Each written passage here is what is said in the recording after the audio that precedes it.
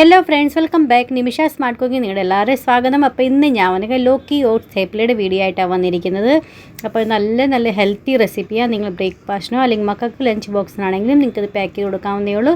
കുറച്ച് തൈരോ അച്ചാറോ അല്ലെങ്കിൽ ചായ വീട്ടിൽ കഴിക്കുവാണെങ്കിൽ ചായയുടെ ആണെങ്കിൽ നല്ല അടിപൊളിയായിരിക്കും കേട്ടോ. ഇപ്പോൾ തീർച്ചയായും ട്രൈ ചെയ്ത് നോക്കണേ.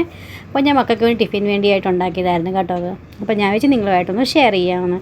അപ്പോൾ ഏറ്റവും നമുക്ക് ഓട്സ് എടുക്കാം. ഞാൻ ഇച്ചിരി അധികം ക്വാണ്ടിറ്റിയിൽ പൊടിച്ച് വെക്കുന്നുണ്ട് കേട്ടോ. അപ്പോൾ നിങ്ങൾക്ക് എത്ര വേണ്ടതെന്ന് വെച്ചാൽ അതനുസരിച്ച് വേണം പൊടിച്ച് വെക്കാനായിട്ട്. ഡ്രൈ റോസ്റ്റ് ചെയ്തിട്ട് വേണം പൊടിച്ച് വെക്കാനായിട്ട്. അല്ലെങ്കിൽ നോർമലായിട്ട് പൊടിച്ച് വെച്ചാലും കുഴപ്പമില്ല.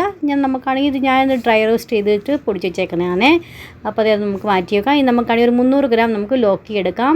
എന്നിട്ട് നമുക്കാണെങ്കിൽ ഒരു 150 ഗ്രാം പാലക്ക് എടുക്കാം. പാലക്ക് നന്നായിട്ട് കഴുകി അതിൻ്റെ വെള്ളം കളയാനായിട്ട് മാറ്റി വയ്ക്കാം. ലോക്കി നന്നായിട്ട് തൊലിയെല്ലാം കളഞ്ഞ് കഴുകണം കേട്ടോ. അതിന് ശേഷമേ ചെയ്യാവുള്ളൂ.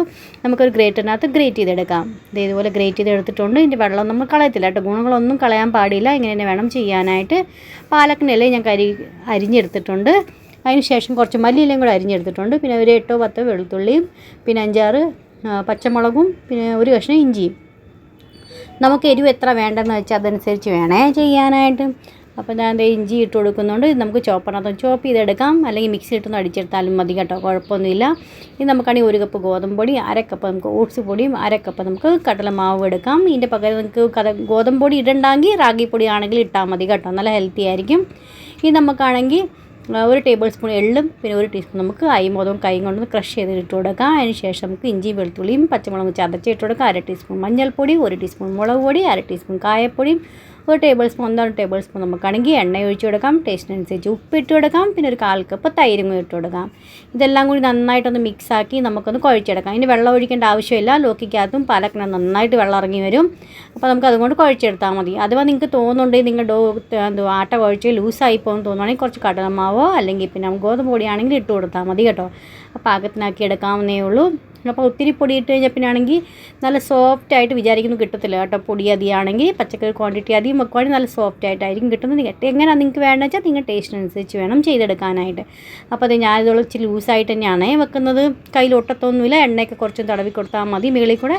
പിന്നെ നമുക്കാണെങ്കിൽ കയ്യിലൊക്കെ ആണെങ്കിൽ എണ്ണ തേച്ചിട്ടോ അല്ലെങ്കിൽ ഇച്ചിരി പൊടി തൊട്ടിട്ട് നമുക്കത് പൊടി ഉരുളൊന്ന് എടുത്ത് നമുക്ക് പരത്തിയെടുക്കാവുന്നേ ഉള്ളൂ കേട്ടോ.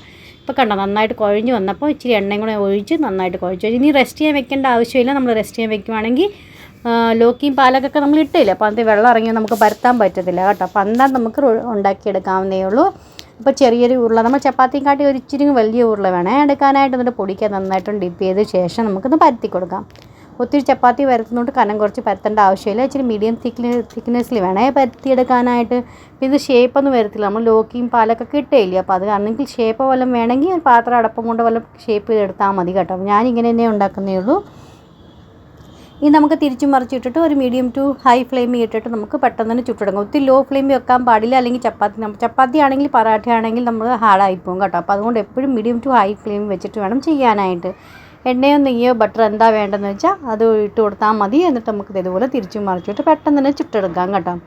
അപ്പോൾ എങ്ങനെയുണ്ട് ഇന്നത്തെ വീഡിയോ, നിങ്ങൾക്ക് ഇഷ്ടപ്പെട്ടോ ഇല്ലെന്ന് അറിയിക്കണം. തീർച്ചയായും ട്രൈ ചെയ്യാൻ പറ്റിയ റെസിപ്പിയാണ്. അപ്പോൾ ലോക്കി ഓട്സ് തേപ്പില നമ്മൾ റെഡി ആയിട്ടുണ്ട് സെർവ് ചെയ്യാനായിട്ട്. തീർച്ചയായും ട്രൈ ചെയ്ത് നോക്കിയിട്ട് ഇഷ്ടപ്പെടുന്നുണ്ടെങ്കിൽ പറയുന്നോട്ട് ലൈക്ക് ചെയ്യാനും ഷെയർ ചെയ്യാനും സബ്സ്ക്രൈബ് ചെയ്യാനും മറന്ന് പോലെ. നെക്സ്റ്റ് ഒരു വീഡിയോ ആയിട്ട് വീണ്ടും കാണാം. അതുവരെ എത്തിക്കും. Bye friends, thanks for watching and take care.